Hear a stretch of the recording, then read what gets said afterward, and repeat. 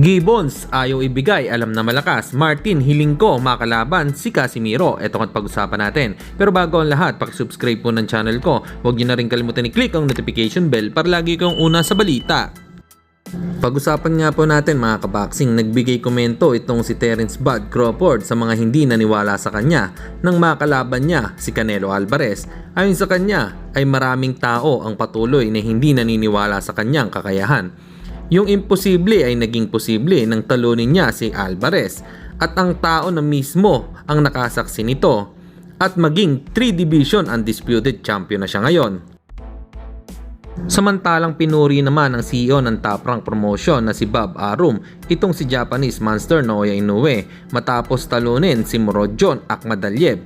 Ito ay greatest fighter. Nakita namin ang kompletong boxer na si Inoue.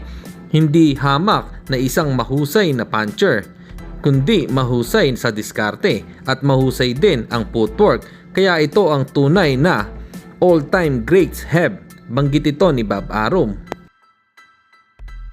At sa kabilang balita naman tayo mga kaboxing, may kumakalat na balita na maraming beses na hiniling ni Carl James Martin itong si Janrel Cuadro Alas Casimiro na labanan dahil ito daw ang gusto ng mga fans pero ayaw daw ibigay ng promoter sa kadahilanan na kailangan muna daw niya na matibay na pundasyon para dito.